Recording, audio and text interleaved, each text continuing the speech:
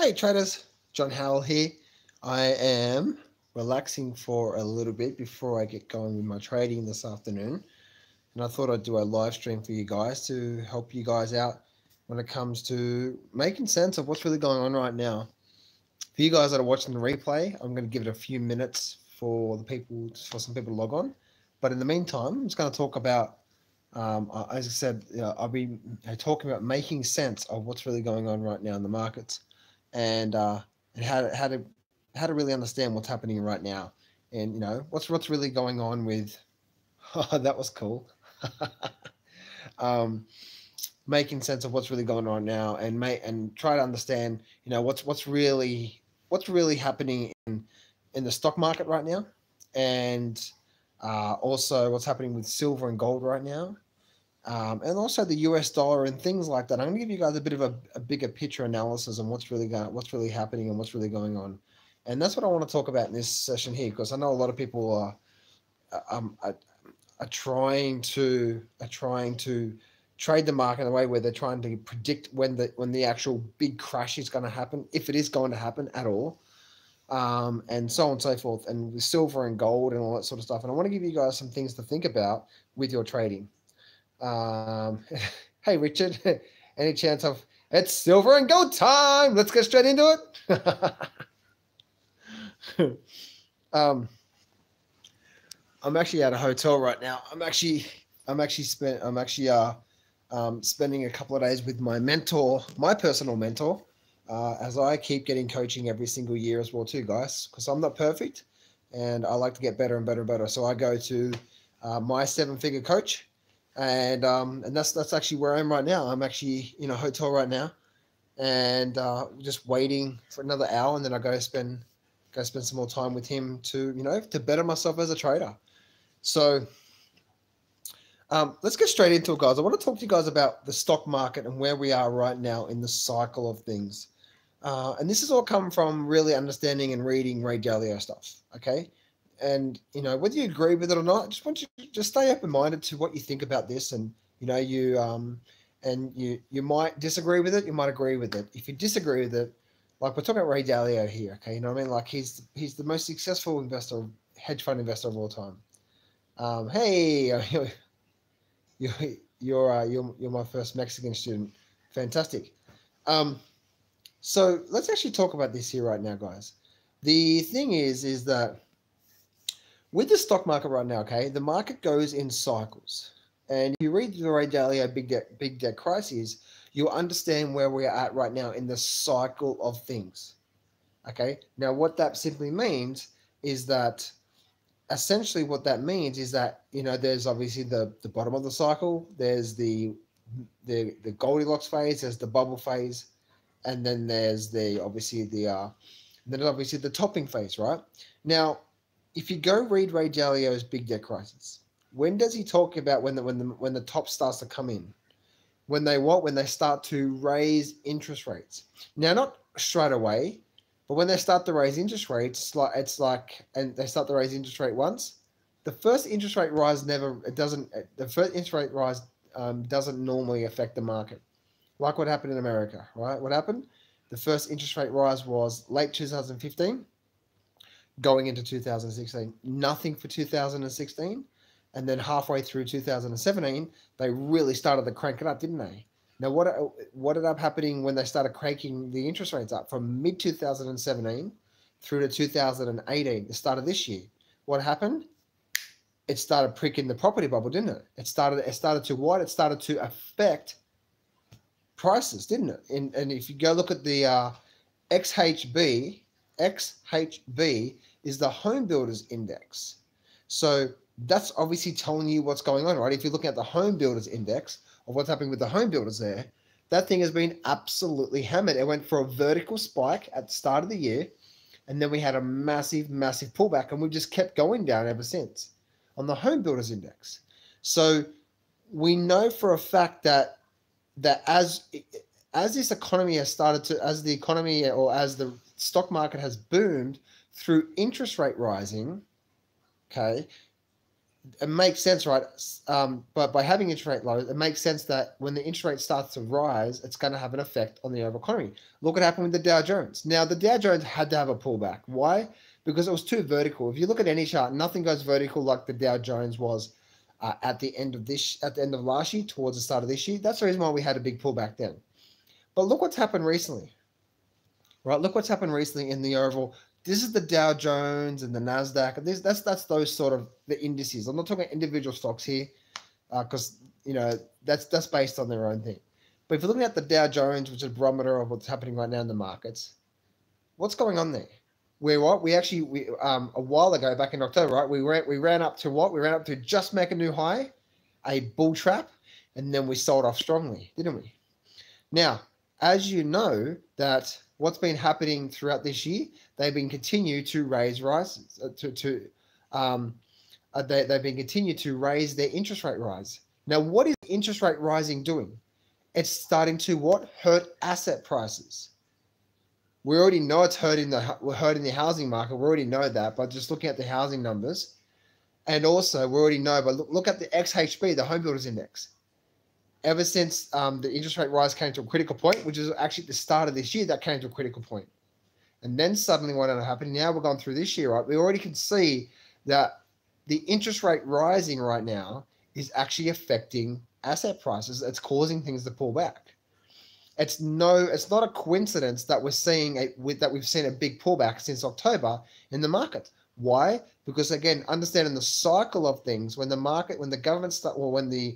Fed starts to raise interest rates a lot, it starts to create a top in the market. And then we start to see a pullback, and that's what's happening right now. We're starting to get a bit of a pullback. So that's the reason why we're at the top. Now, how long we spend around here, how long we spend around in like where the Dow Jones is or the Nasdaq is right now, how long we spend here, we don't know, right? It could, if you look at the Nasdaq, we could be making some sort of right shoulder. It could roll up a bit more. But we are in this vicinity right now, right, is roughly where our top is. Again, because of where we are in the cycle analysis. Now, look at this here, okay? If this is the top right now, which it does look like it's starting to form that, doesn't mean it's not going to rally up and all that sort of stuff. But if this is the top, okay, when the market starts to go through a downturn, the stock market goes through a downturn, please remember this, that it takes on average a 12 months, sometimes longer, for an entire crash, so to speak, or a downturn to complete itself. Does that make sense?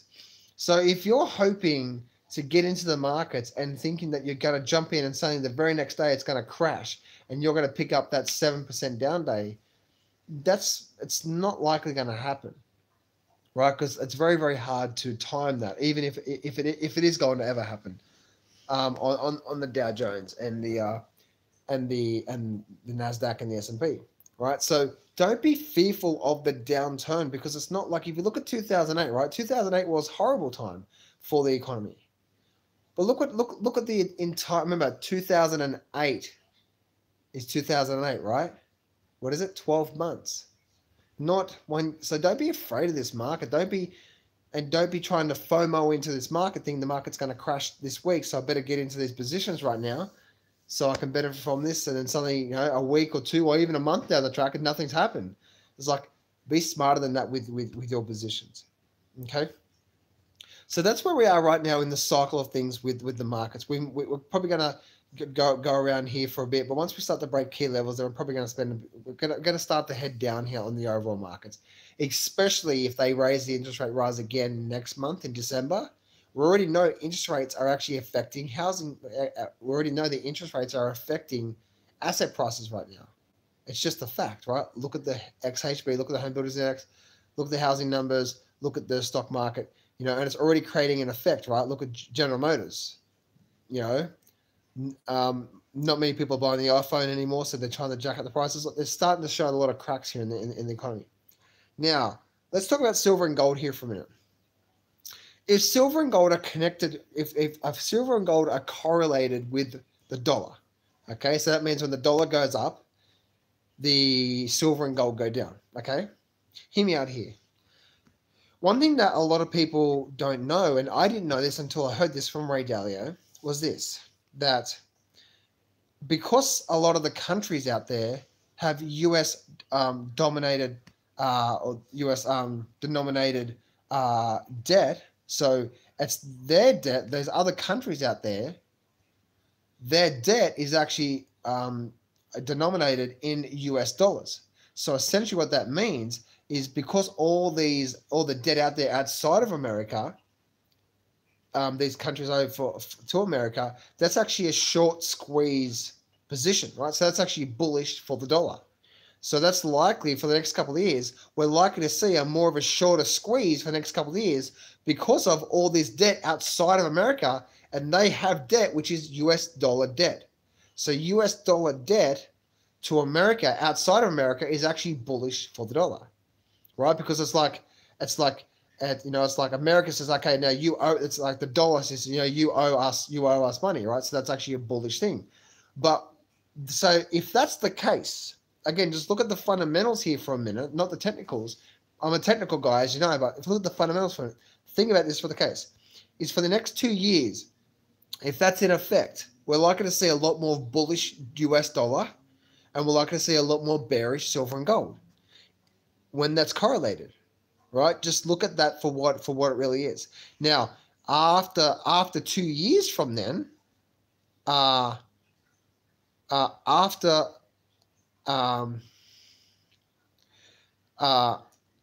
2 years right now, so it's around about 2020, that's when all that is due and all that sort of stuff, all the debts are due and so on and so forth, right? So after that, and now the dollar is now a bearish position, and now we're likely to see a bearish tone through there. Due to the fact we're likely to see a bearish tone now from the US dollar at that time, that's when we're most likely to see a commodity boom or a gold and silver boom from then. And until then, if the US dollar keeps going up, we're going to have a weight on the gold and silver. And until then, we're not going to see some significant movement until that happens, or unless the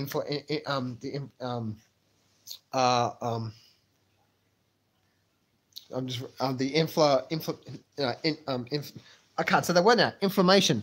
That's so. Anyway, so that's what I wanted to say there. By looking at just be smart about what you're trying to do. If you're trying to pick bottoms right now in silver and gold, if you're trying to do that sort of stuff, just be smart about your positions and where we're going. And if you're trying to have longer term positions, just keep that in mind. Okay, short term for the next couple of years, we're likely to see a lot more weakness in the US, a lot more weakness in the gold and silver, due to the fact that the dollar is likely to keep getting stronger and stronger. Now, we're going to get pullbacks, okay? Please remember, when I say things like this, we're going to get, like even gold and silver, we're going to get drops, and then we're going to get a pullback, and we're going to get drops, and we're going to get a pullback. So what's happening with gold right now? We've had a massive drop on that weekly chart for months and months, and now for the last 3-4 months, we're just having a bit of a pullback. Look at the gold and silver, look at the HUI, look at the GDX, look at the GDXJ. They all look weak as hell. So keep that in mind, guys, when you're looking at these markets and when you're trying to get some sense of where we're at right now. That's what's happening right now in the markets itself, okay? So just to quickly recap, the stock market right now is roughly around where the top is. Now, I say roughly because it's interesting where we're at right now. Well, we can see that right now the interest rate rises are hurting asset prices. That's a fact. We can see it in the charts. We can see it in the markets. So if they keep raising interest rates, especially if they do it again next month, it's going to hurt them even more, and that's probably going to send the downturn happening into next year. So if asset prices are hurting right now due to interest rate rise, even just one more interest rate rise, right, can start to prick the bubble even more. And before you know it, we start this downturn. Now, remember, guys, a downturn takes 12 months. Now, Ray Dalio talks about how this is like the 1937s. Okay, 1937. That simply means, do you know what happened in 1937? We didn't go straight down, did we? No. We actually stair-stepped down, but we stair-stepped down roughly 50 to 60% retracement of the entire move up. Not an 80 or 90% retracement like a lot of people are saying. Right? What happened in 1937? We retraced about 60%, and it stair-stepped down. it'd drop for a little bit and then it'd have a pullback and it'd drop a little bit and a pullback and a drop a little bit and a pullback. Meaning like it might drop for 2 or 3 weeks and then it'll have a nice week or two pullback and then it'll do that. You know what I mean? So it was a slow stair step down. It was a stair step down over a 12-month period or more, not 6 months or 4 months. You know what I mean? Like that's what ended up happening. But then guess what happened in 1937? We didn't see 1937 highs again for 10 years. So if history, now guys, I don't know what's going to happen. I have no idea. I'm just trying to give you guys a bit of guidance on things that I'm learning right now, things I'm understanding. And, you know, hopefully it's going to help you guys with your decisions as well too. So if history doesn't repeat itself, but it rhymes, if very similar things are happening right now, which they are, very, very similar is happening right now to 1937. What is that? The same devil, the same, 1929, interest rate went to zero. 2008, interest rate went to zero. 1929, they printed money like crazy, which created the boom. 2008, 2009, they printed money, which created the boom. They boomed right up to, and then it was about 1936, I think it was. 1936, they actually started raising interest rates. 1937, it was towards the end of 1937 that the bubble started to crack because interest rates got too high and it started to affect asset prices. And then that's what started the downturn in the markets, right? It was because we started to raise the rising in interest rates started to affect the prices in 1937. And then we had a pullback and obviously the government did step in, right? When in 1937, the market dropped and the government would come in and try to find a floor, and then it have a bit of a pullback, and then it found a floor, and then a pullback, and it stepped down, and then we didn't see 1937 highs again for 10 years. Fast forward to what's happening right now, and back in there, right? There was not only was it a debt bubble back in 1937, but there was a rising power at that time. I think it was Japan, maybe Germany. It was one of those that was a rising power that was also going head to head with America at that time. What's happening right now? Fast forward to this time, we've got a big debt bubble right now. That's happening right now. We've been rising interest rates a lot, which is creating the market to be very, very, very wobbly right now and start to get very, very weak. Like we've seen the strongest selling period on the charts than we have for a very long time. And also the rising power is China right now. So that's the overall cycle, the overall where we are right now in the stock market. Now remember, once we do start this, so if anything is like what this 1937, that we're likely to see only a 50 to 60% pullback and a crash, if we're going based on that, not an 80% crash like people think, and it's going to be gradual stepping down. It's not going to be just like literally boom straight down in 40% like Harry Dent says, and in the matter of 2 months. If we can go based on what we're looking at in 1937, because remember, no one really knows what's going to happen, but we can get a vicinity of where the tops and the bottoms are, right? And that's what's causing the market to falter right now and start to get pretty weak where we are right now overall in the overall picture, is because the rates are hurting asset prices. And once again, if they raise interest rates next month, it's only going to hurt asset prices even more. So then obviously that goes down. Now, once again, also, just to quickly recap based on silver and gold, silver and gold is still likely to be in a bearish mode or a bearish tone for another couple of years. Why? Because of the US dollar is likely to be bullish for the next couple of years until things start to get sorted out with the debt that's owed by other countries is in American money. So again, that may or may not happen, guys. But if we're going on some gauge of what's happening right now, put it this way, guys. Ray Dalio really knows his stuff, right? He not only did he navigate through the financial crisis, but he saw it coming. Not only did he see it coming, but actually did really, really well for his investors. So he understands what's happening right now. He's been around. He's been doing this for a long time. And guess what? His bread and butter is investing in the stock market or investing in equities. So he knows, like, that's his bread and butter. It's not like a subscription. So I really, really respect him for what he does. So that's where I'm seeing things right now. But as individually, guys, for your trading, the best thing you can do is, like, for me, the best thing that I do is I just simply just wait and I wait and I wait for my perfect setup that I look for, and I don't trade it until I look for that. So, for example, I had my perfect setup was Bitcoin short. I'm at, and I shorted that, and I'm out of it now because it hit my profit stop as I brought my stop down. That last rally we had for the last couple of days took me out, but it took me out for a nice profit. So I hope this makes sense, guys, and gives you guys a bit of sense that we're probably not going to see the whole thing just collapse like a lot of people are saying, and so on and so forth. We are going to see a downturn. That's going to happen. That's a guaranteed. Um, but we just, and it's probably not going to be very, very, very, very quick on the downside. So a lot of people are trying to predict when the crash is going to happen. We are at the top. And once we start to break key levels, and we're gonna start to see some significant move on the downside. But through that period, again, what is a crash really? When you talk about it, a crash is 2008 stock market crash was 2008 stock market crash, right? 12. It was 12. It was 12 months. So let me answer some questions here, and I'll see if I can.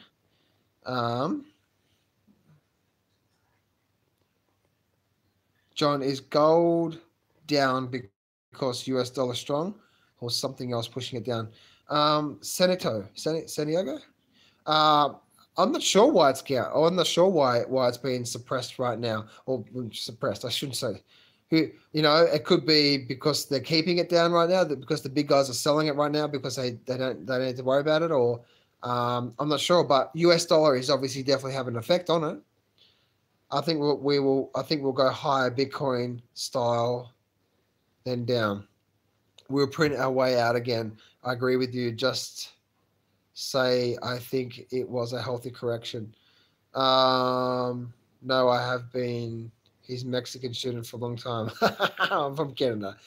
Born in Mexican. Okay, cool. Downturns just sell spikes. Positive news from the Fed. You know what? Even the short term thing, there, King. When you say positive news from the Fed, that may be okay. That may be true for the short term. Like the whole thing with Powell, how he came out and we saw a big move in the Dow Jones, but the overall market still stays stepping down. They will rise slowly, so the bulls are back. Maybe, but we're definitely going to go through another downturn, King. That's a guaranteed. We just don't know when the downturn is going to start, but we are over the next 2 years. We're going to see that downturn. Hello to you all. Love you, John. Hey, King. Yeah, so we're just going to go through a downturn. We just don't know when it's going to start. Maybe it's already started right now. I do know we are pretty much at the top or near the top right now. And Ray said we are in the 8th or 7th inning for the collapse. Yeah, exactly right. Or no, the 7th or 8th inning in the cycle, right? There's 9 innings in a basically game, and we're in the 7th, 8th inning. And what ends up happening? Asset prices when we have a downturn, there is asset prices first. Asset prices fall first, and then the economy falls later. Is fiat money? That fiat money needs to be returned to the dollars. That's right. Yeah. Coconut oil. Stop losses are key levels or volatile. John, why don't we have inflation after so many years of printing money by the Fed? Because the inflation has gone to the money printing has gone to the first few years, I think it was 2011, 2012, 2013, the money actually went from Wall Street down to Main Street, which created taxes and all that sort of stuff, and everything was going well there. But what ended up happening was it stopped growing the economy after 2013, I think it was, and so therefore inflation, everything wasn't growing as quickly as possible. So therefore it was only the rest of the printing money was just simply going to filling the people who actually own stocks and helping their stocks rise. And so therefore it was mainly just going to Wall Street, and it wasn't trickling down to Main Street. As I said before, I think it was 2011, 2012, 2013 when they printed money, and they put it into these banks, to all that sort of stuff. Yeah, those 3 years you could see the growth in the economy at that time. But then after 2013, maybe 2014 at the latest, that's when it decoupled. The printing of money kept going, stock market kept going, but the growth of the economy is basically stored there. So that's why inflation hasn't been there. Is it because money is saying that digital common sense?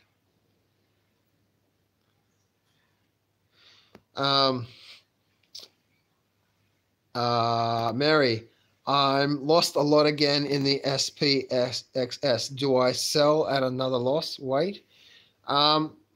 Mary, hey, Mary from Colorado. Mary, firstly, I don't think you should be entering the market because you just think it's going to be a good idea. You know, like you never want to do that. Long-term success in the markets, Mary, if you want to be long-term successful for long-term, not just now, you need to know exactly what you're looking for in a good setup. You know what I mean? Like setup, not just getting into it because you think it's, because you think it's going to go down or whatever. Or you need to have a plan. So if you're unsure about what you're doing right now, you shouldn't be trading because you're just gambling and you're just going to throw your money away. I have so many t-shirts for that. What's the time? 6:54. Okay, cool. I'm gonna get going soon, guys. Do you think the crash could be cause of pension bomb? Well, the thing is actually it's interesting you say that, Harish. I don't think it's going to be the pension bomb that's going to do it. The crash could be cause. The cause is going to be simply rising of interest rates, right? The reason why, as I say that, is because the interest rates are now becoming. The interest rates are simply the rates are actually affecting all these asset prices, which is causing them to now go down. The whole thing was buoyed up with quantitative easing and 0% interest rates. Now they're pulling back to quantitative easing, and also they're raising interest rates, so it's having the opposite effect, which is creating a topping effect in the markets. Yeah, but what's going to happen through this, because that's the short-term debt cycle, the long-term debt cycle, it's called like the Jubilee wash away. Through the next crash, that's where pension funds and healthcare are going to be hurt this time. I don't think the government's going to have enough to actually help the pensions or the pensions and the healthcare. That's where things are going to really, really, really be tough for those people who need that sort of stuff and rely on that. And that's where it's, you need to. Well, that's where a lot of danger is going to happen with those things as well too. So I'm not sure how it's going to work here in Australia, but that's how it's going to work there. So anyway, guys, I'm going to run. Great speaking to you guys. Remember, guys, go read Ray Dalio's Big Debt Crises and understand where we are in the cycles and get a good sense of what's happening right now. Don't just blindly go on this market and try to do it on your own. Firstly, get some education and all that sort of stuff. And also, again, read Ray Dalio's Big Debt Crises and try to get a good sense of education so you can calm yourself down of where we are right now. Speak to you soon, guys.